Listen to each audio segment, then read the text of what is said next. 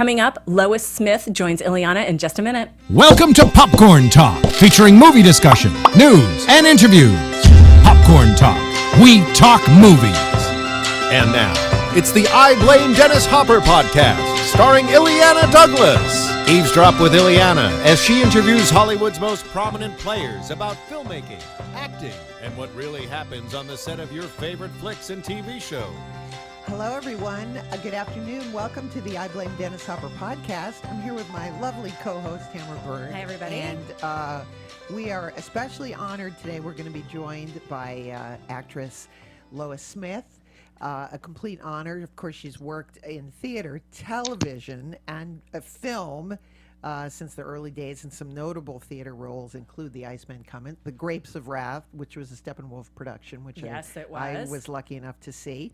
Sam Shepard's Buried Child. She's appeared, of course, in dozens of television shows and live television, which we're going to talk about, and many memorable film roles, including her film debut, East of Eden, Five Easy Pieces, Dead Man Walking. But this year, Lois is having just an incredible year. Banner year. Being in two movies, the star of Margery Prime, Michael Alvarado's film, and Greta Gerwig's movie Lady Bird, which just took home the honors the other night at the Golden Globes. Yeah. And we also have a family connection. So let's get to it.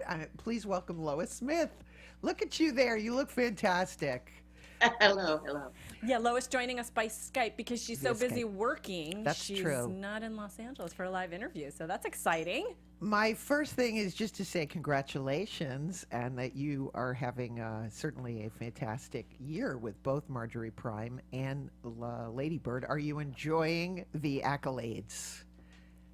Yes, accolades are nice. It gets a little busy and maybe a little too much traveling, but yes, I am enjoying it. It's funny.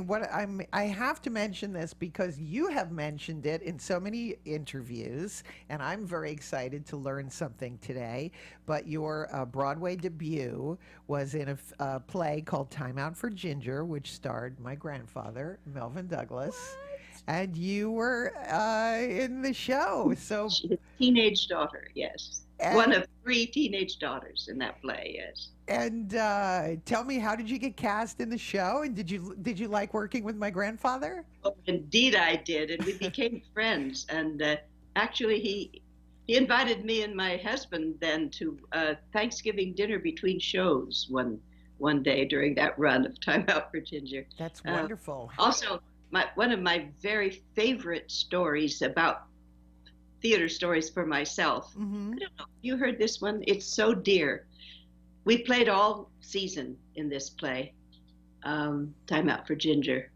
My character, who was the middle of the three teenage daughters, was going off at the last scene of the play to do, she was dressed as Queen Victoria and going away to the school play. Mm-hmm. And my mother and father, Melvin Douglas and Polly Rolls, were saying goodbye, and they were coming to the play. And as I left, having been instructing them how to behave when they got to the school to see the play, the very last night, we played all season, I think from November to June, the very last performance on Broadway, as I made my last exit out the door, Melvin ad-libbed, "She's going to be a great actress, that kid." It certainly fit, but it was, honestly, it still warms my heart every time I think about it. What a lovely thing to do. Of course, that is. It was not only a Broadway debut, it was my first job as an actress. Wow, that's amazing. Yeah. And then you worked together again on a play called Do Not Go Gentle Into the Night, also with a television play, yes. Yeah, we did. And how was that? And how was that experience? Because I know you did a lot of live television at the time. That one was later and was not live. I think it was tape, I believe. Yes, I started in the 50s. Mm-hmm. There was lots of live television, and they were plays on television. It's the damnedest thing, hard to believe now. There were 8 or 10 shows that did a new play every week.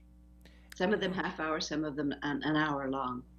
And that's how I started working on television in plays. the array of people that you worked with. Mary Astor was one of the people of note. Of course, Robert Montgomery. Just a wide. Were you intimidated at all because they were big Hollywood stars? There were times when I think I had moments of intimidation, but mostly that's really not what happened. I don't think. No, people tend to be gracious. I think. Yeah. Well, let's talk about Margery Prime, which is just a beautiful film, and such a unique experience because you did the play, and then you did the film, and then you went back and did the play, and that's very unusual, except for very unusual. You know, yes. maybe it's been a remarkable journey. It really has been from the time that the play was just written, Jordan Harrison's play. Pam McKinnon, the director, brought it to me to read, and I was so excited about it. You know, by now this is probably almost 5 years ago. So it's been a long journey, a long ride with this piece, which I love. And when I first read it, I think I was more excited about it than any new play I can remember. So yes, I've been with it a long time.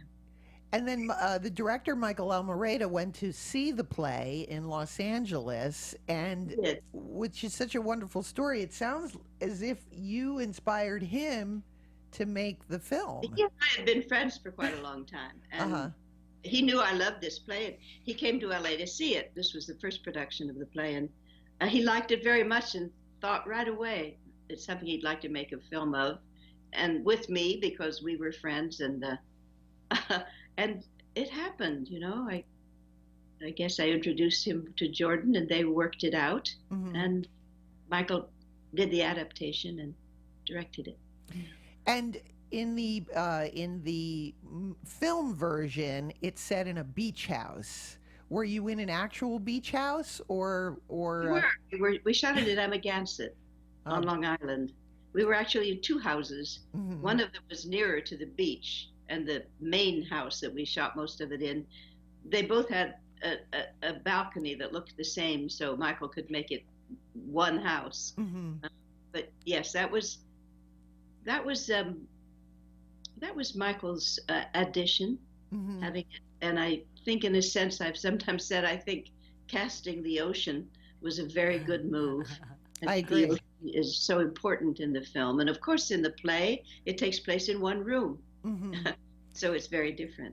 I felt as if the addition of it being in a beach house, and as you said, the ocean, gave it the sense of act breaks that you don't have in a film, but that that's interesting. Yeah, you know, the waves come in and out, and you have a sense of reflection of, you know, the curtain comes down and then it comes back. It's interesting. There's a passage of time in the play, and in the movie that's more pronounced and more real. Actually, the weather changes, and there is an extension of time, a sense of that, which is present in the play but more pronounced in the film. And with the wonderful other actors that are in it, it's an all-star cast. John Hamm and Tim Robbins, and he is your prime.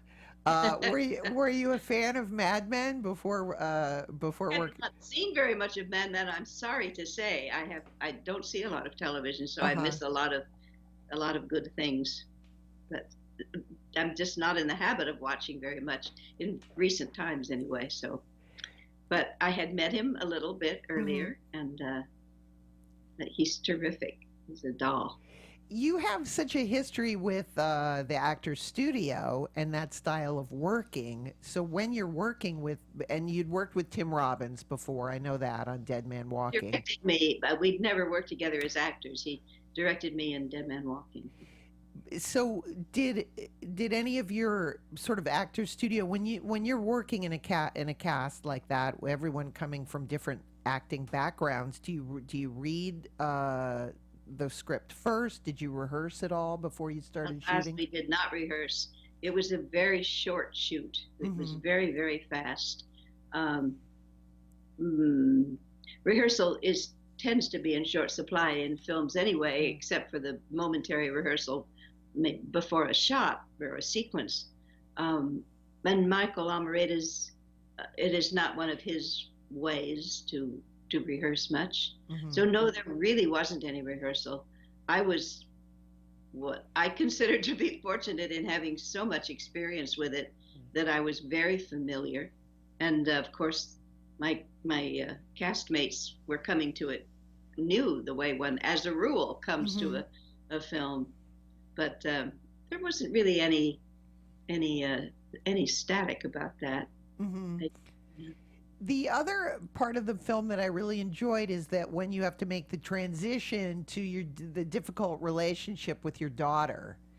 And I'm wondering what were the things from your own life that you put into that relationship, because you have to make that turn.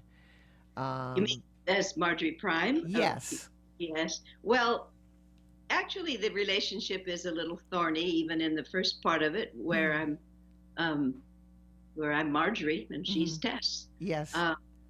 But the essential scene between us is later, and I just think that's one of the most interesting things. I think it's such a smart script. Yes. And so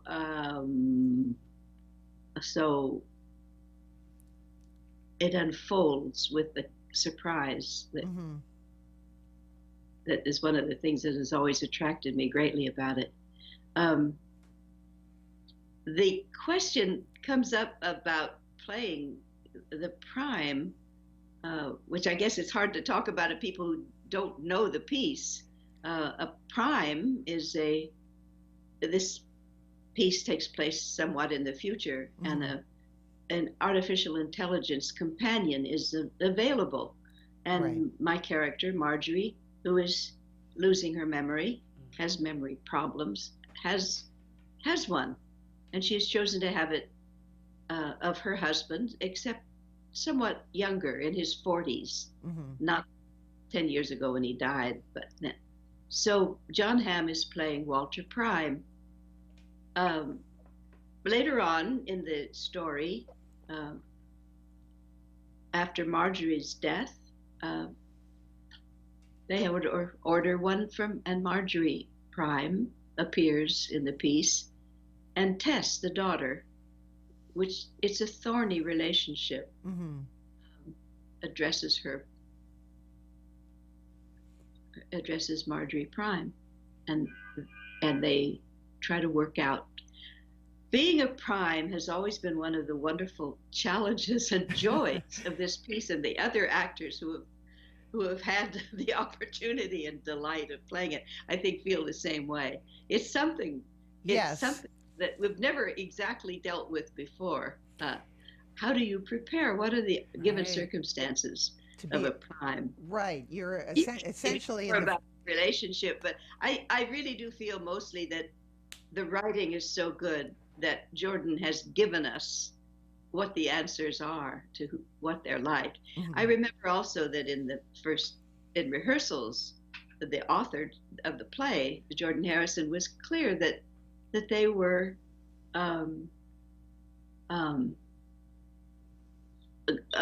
they're empathic. They're learning. They don't know everything. They are programmed, but they're taught to know what they need to know. But they're good listeners, and they wish to help. And there are things they don't know, and then they find out or don't find out, and that's part of the fun. And it is really fun to have a chance to do this. Well, one of the things that so impressed me about the film, of course, is the listening and answering between everyone. And is that one of your great, I think it's one of your hallmarks as an actress, is that you're a wonderful listener, and I'm very engaged watching you in the film. Just listen and answer. No, that's a nice thing to hear. I don't know. I think it's what actors do. That's one of the things actors do. Well, I find on the screen what I liked is that you let yourself be affected by the other actors, and you don't impose, which I think is very tough. Like when I think of an actress like Bette Davis, she's always imposing a larger than life opinion on things, which is a lot of fun. But sometimes it's fun to watch actors, and I think you're like this, and I think Robert Duvall is someone who's like this, where you're watching something unfold as the other actor is acting with you. Does that make sense? It certainly sounds right to me. That sounds like what the fun of it is. Yes.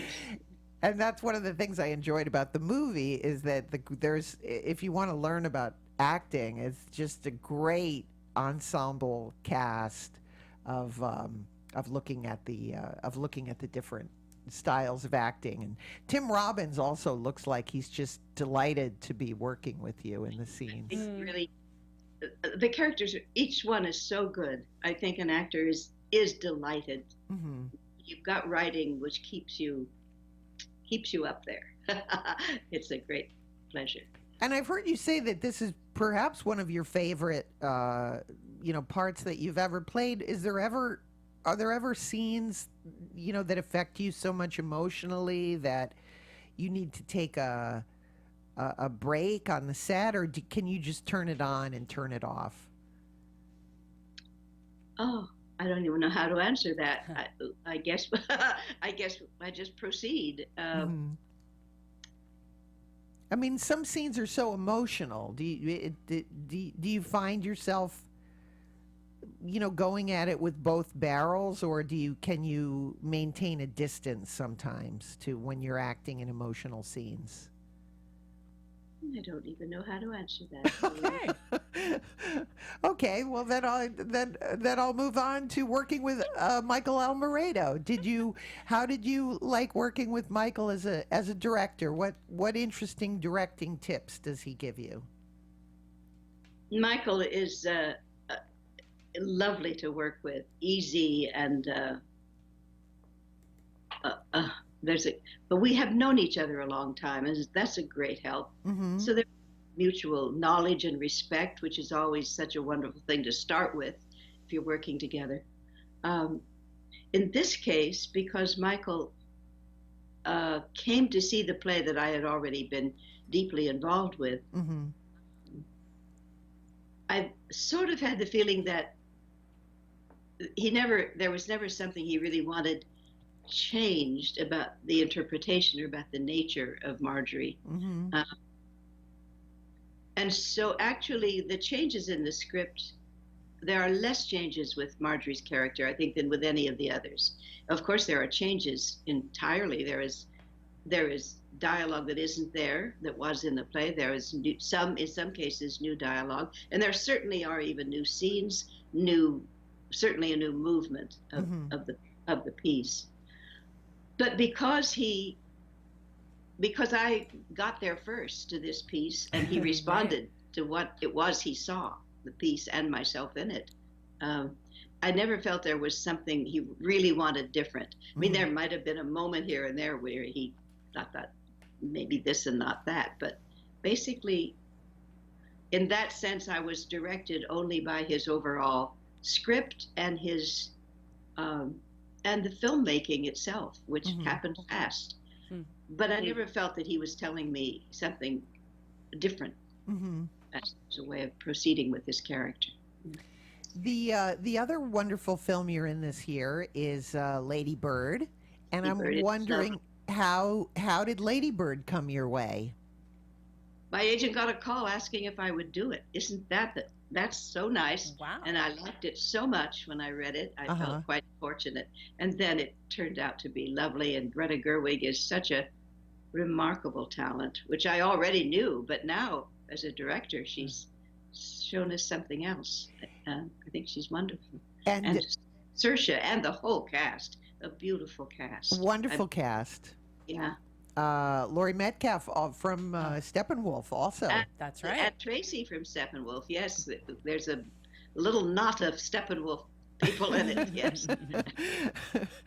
And does Greta Gerwig have she comes across as having just a great sense of fun and energy. Is that something that happens on set? My part isn't very large. I was there for probably a week or so total, and not that many days even being shooting on the set. But it's a pleasure to be on her set. I mean, I think she cares about keeping it that way, and she does. Yeah. Yes, well, I have to say there's been a wonderful array of interesting films this year. I have to go back, of course, and ask, because it's all over the internet, your screen test of East of Eden. When did you realize that your screen test was It was on? not a screen test. We were already there. Oh, you were getting ready to make the film. I see. We had the parts, and probably what it was, as well as I remember, is it was a kind of improvisation on the scene, but also my memory is, which is not perfect about that time, is that they were trying things out on ways of shooting it, processes to use, and at the same time, we were improvising the scene and probably following prompts from Kazan but I saw it recently again. It's really it's fun. Yeah, it's very there's certainly a lot of chemistry going on. Did you know James Dean from New York at all? Were you in? I just met him there with East of Eden. And did you know Kazan before the director of East of Eden? How did he come to cast you? you? I met him. Again, I believe what happened is that sort of every young actress who was beginning to make her way, as I was one at that time, was sent to Kazan to see about the part that Julie Harris played. That's my memory of it. I think when I had an interview with him, he already knew he wanted Julie Harris for that part. And I don't remember that I did any reading, but he asked me at the end of the interview if I'd like to play the barmaid, the little part of the barmaid, which of course I did. So. With James Dean, I know there's all sorts of comparisons also to Montgomery Clift or Marlon Brando. Is that comparisons that we make, or that people were also making? People were making them at the time. I don't know either Brando or Montgomery Clift. Of course, I knew their work and watched their films, but it was a time maybe of the rebel and also they were such good actors. Maybe bringing each of them the sort of maybe newfound sense that came to the American theater in probably the 40s, when the Russian teachers and writers came over and began to really greatly influence how we proceeded in the theater and in acting. Now, that was a film that was it shot on the Warner Brothers lot, or were you on location? I was on location on both. Mendocino was used instead of Monterey, because I think Monterey was maybe too modern. And Salinas, which I did not work in Salinas, but that was another location that was shot in Salinas, and some things were shot in the studio. And your experience of working with Jo Van Fleet, who is just incredible also in the film. Just wonderful, yes. Alas, we did not really work with each other in that film, but she's wonderful in it. And I knew her a little bit. Was there anything this was a film that was shot in widescreen? Is there anything that you remember about having to accommodate working for the widescreen? I don't. I think that's one of the things they were making a decision about when we were getting ready to shoot it. Was it going to be CinemaScope, which is what they ended up using. It was my first film. I certainly wasn't understanding any such requirements to adjust to a widescreen. I imagined other people were greatly adjusting to it, but. And was it a set? Did people hang out together on the set? Was there, or was the work very intense? It was intense, but yes, I think there was hanging out together.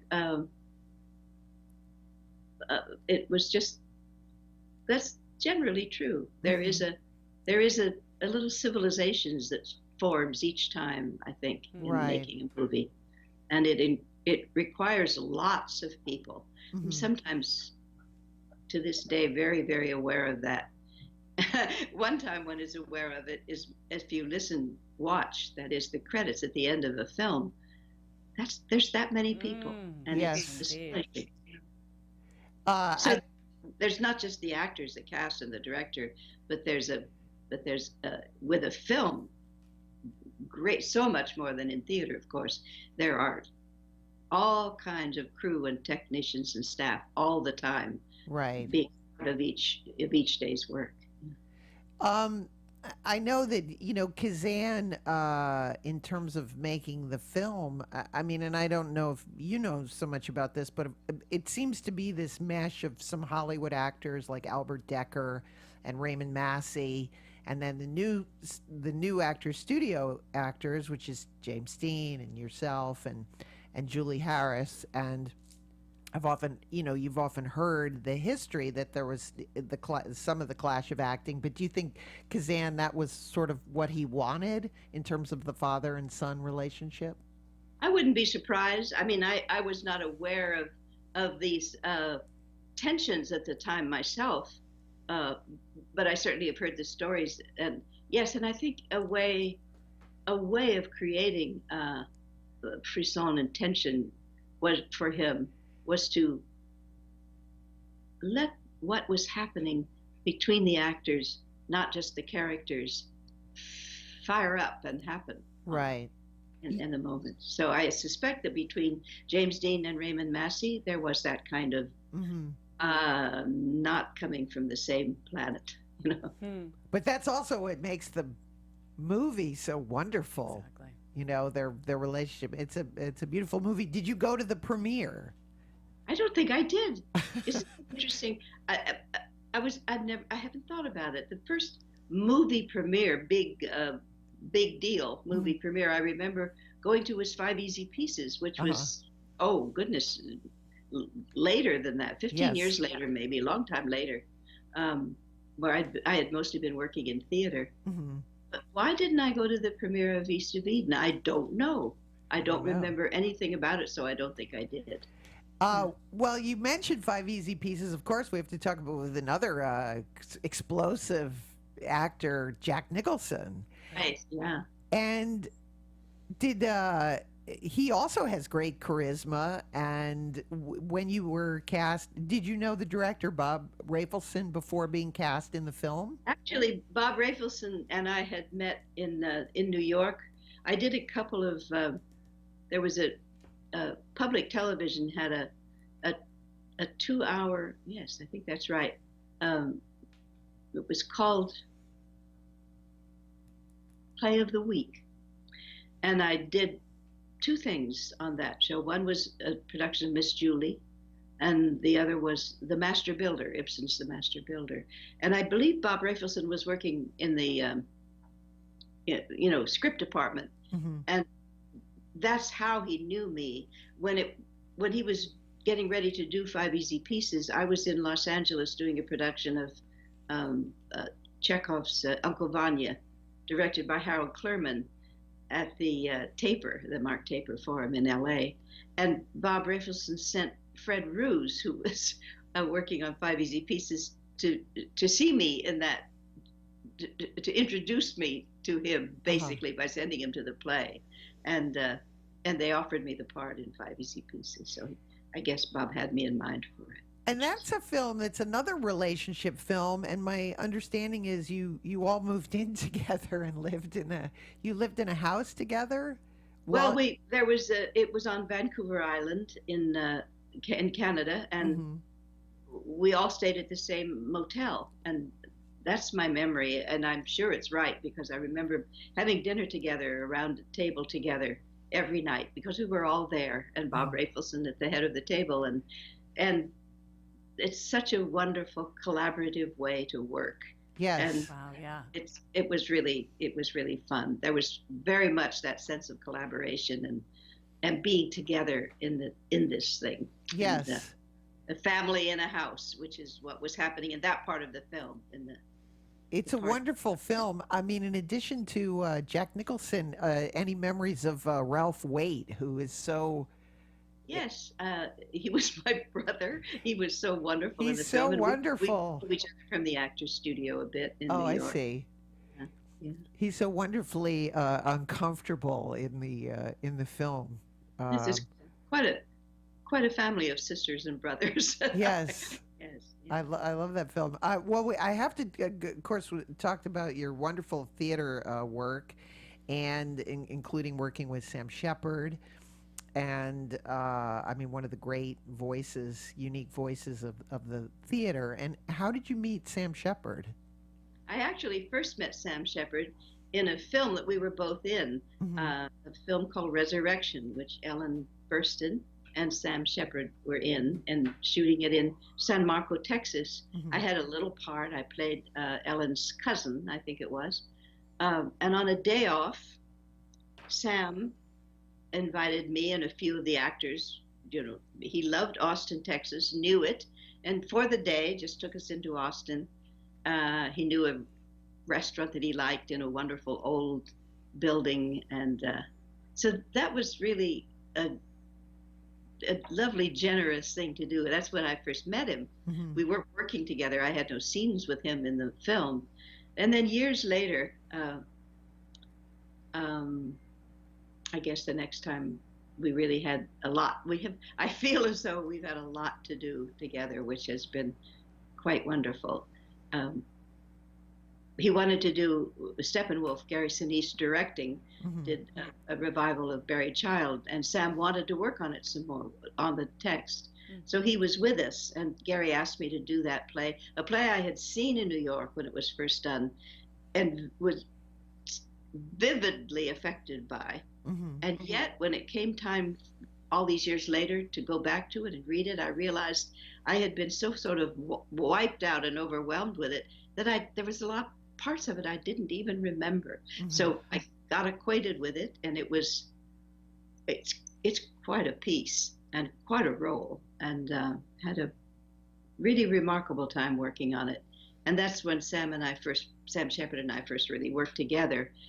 He was with us in rehearsal because he was working on the script in Chicago at the Steppenwolf production, and I think the following season we took it to Broadway, and again he was with us working on it.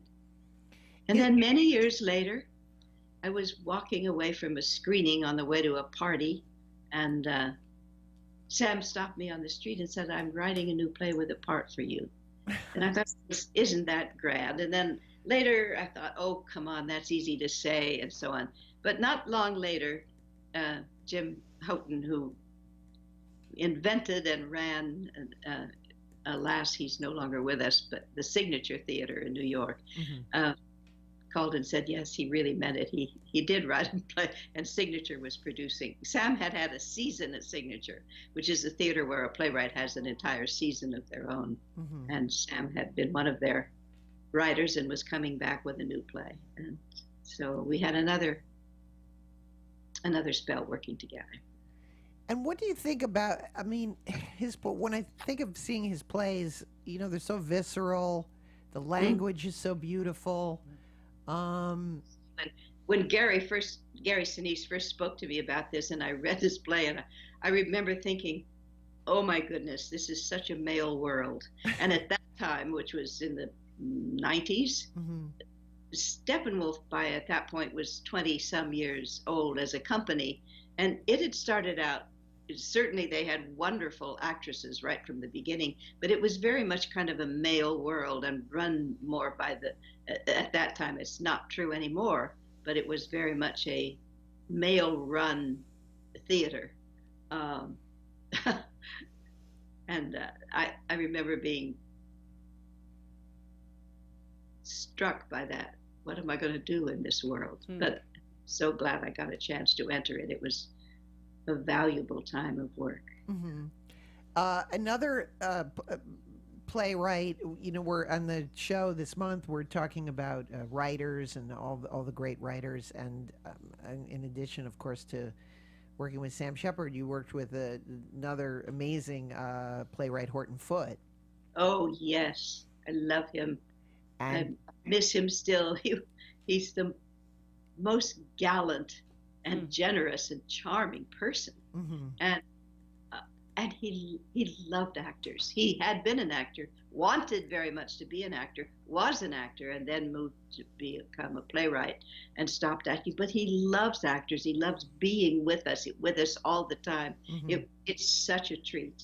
I had a wonderful time working in several plays of Horton's. Most notably, I got to do his wonderful play, The Trip to Bountiful, about 10 years ago. Oh, which is a beautiful, one of the things I was struck by, something you said, that his characters envelop you. And I think that that's a beautiful phrase. His wonderful, sort of projects. Someone who also worked with Horton Foote was Robert Duvall. And then, yes, indeed. Before I did, yes. And then later on, you and Robert Duvall worked together. We did a film, Falling Down. Yes. I played Michael Douglas's mother, but my scenes were with Robert Duvall. And did you discuss Horton Foote at all? I remember we probably did.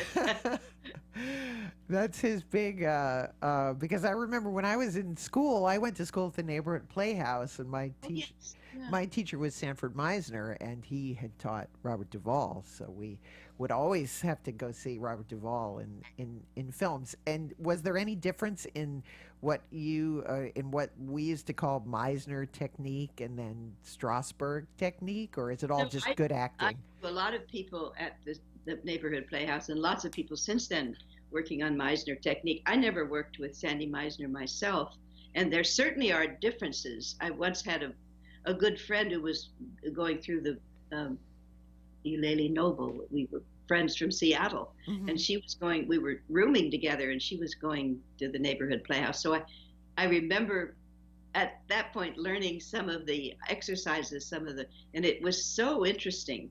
It's not the same as as Lee Strasberg's work. I've been a member of the Actors Studio for a long time, but it's not inimical either. And they were all part of the same movement, I would say.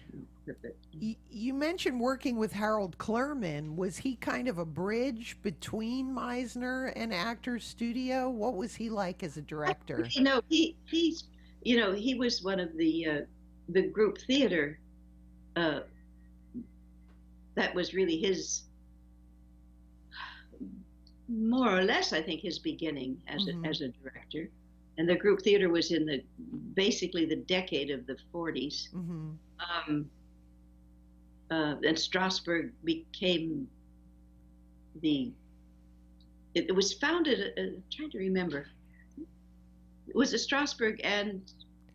Well, it was in the beginning. It's such an interesting, it's Clurman, it's Stella Adler.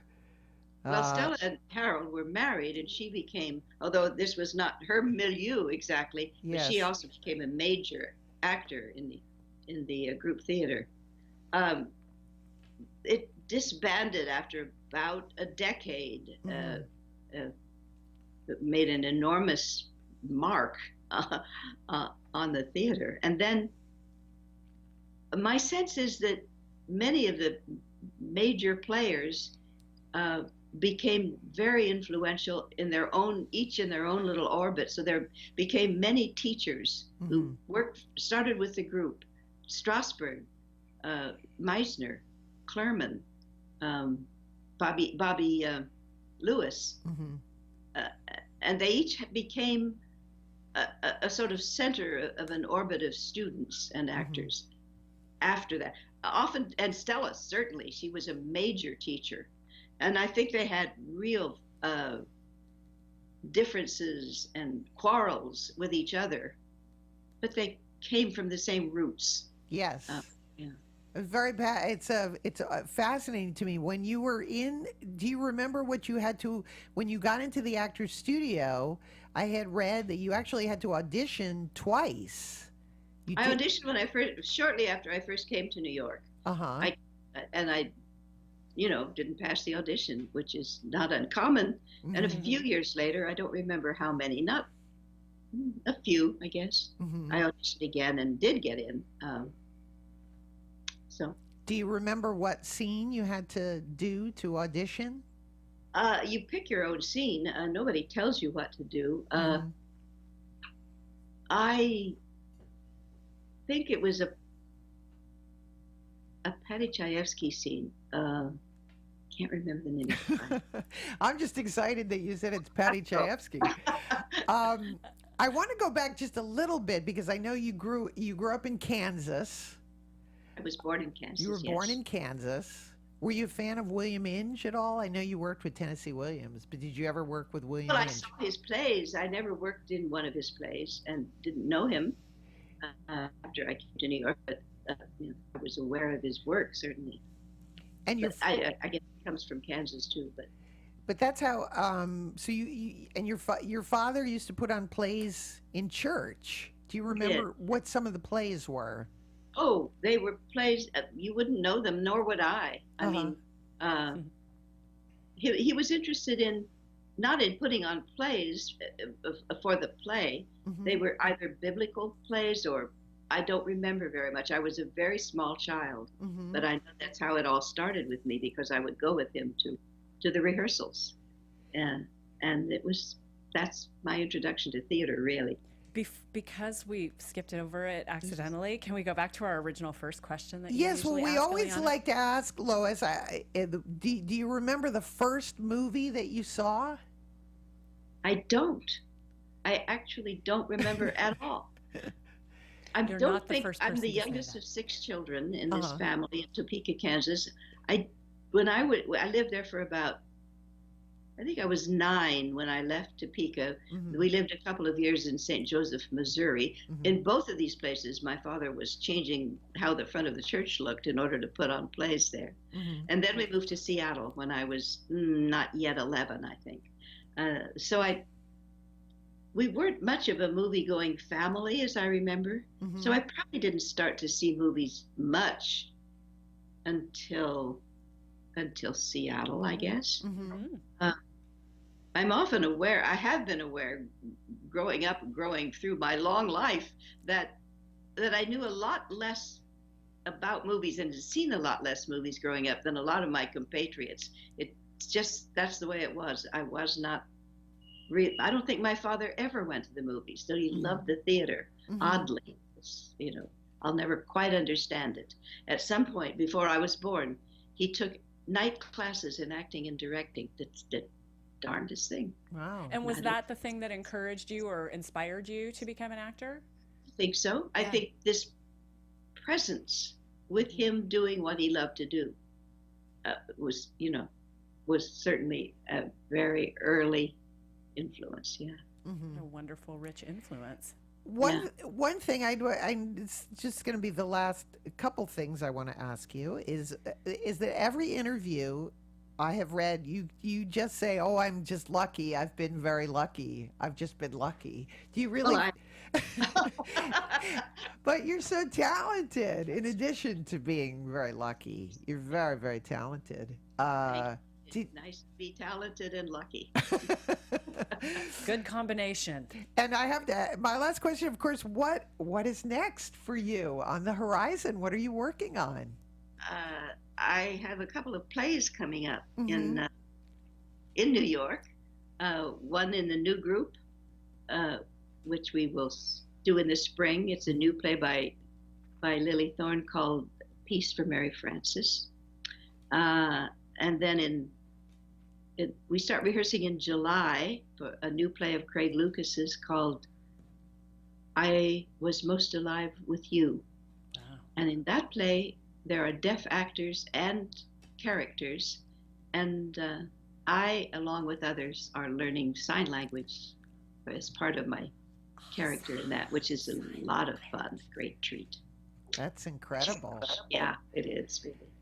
At the moment, I'm doing some episodes in the second season of a television show called The Sun, which shoots in Austin, Texas, where Sam Shepard, and I've never been back there until now. Oh, Uh-huh. wow.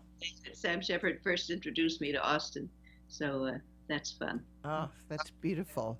Well, Lois Smith, thank you so much. I want to. Everyone should go see Margery Prime. Absolutely. It's an incredible performance as well as Lady Bird. But Margery Prime is a wonderful performance. Thank you. Alas, it's hard to see because it's a very low budget movie. So while it opened to wonderful notices, it is hard to find it on a big screen, which is the best way to see a film, I firmly believe. Yes. But it is actually being streamed now, and it's available on Amazon, and so it's becoming more available. Though I remember I would urge people in Q&As and so on, see it on the big screen. Yes. It did open on a big screen, but it didn't have a long run around the country. And I would say, I'm so glad you saw it here at a screening, because people are going to see it like this or like this or like this. Oh, and just the other day, somebody told me you could now see a movie on your watch. No, you can't, is my statement. Well, it's a wonderful movie to see in the theater because you can have discussions about it afterwards. That's true, yeah. And it's good. Being in a theater with other people where your entire attention is on, you're not getting up to, Go get a snack. make dinner or, yes. So I that's the agree. way.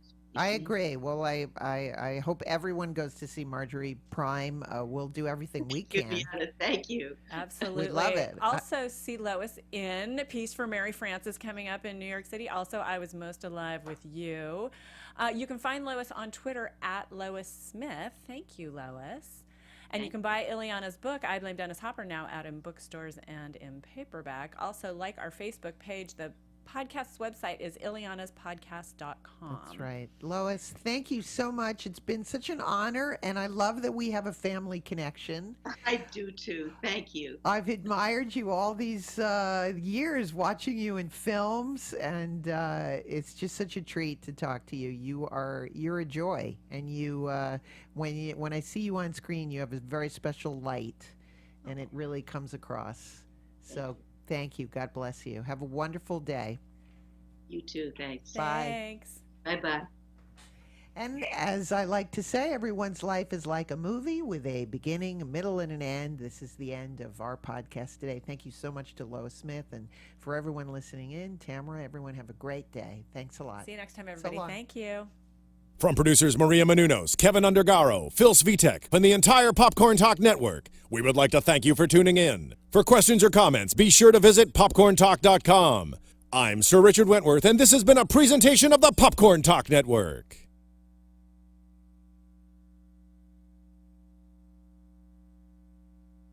The views expressed herein are those of the hosts only and do not necessarily reflect the views of the Popcorn Talk Network or its owners or principals.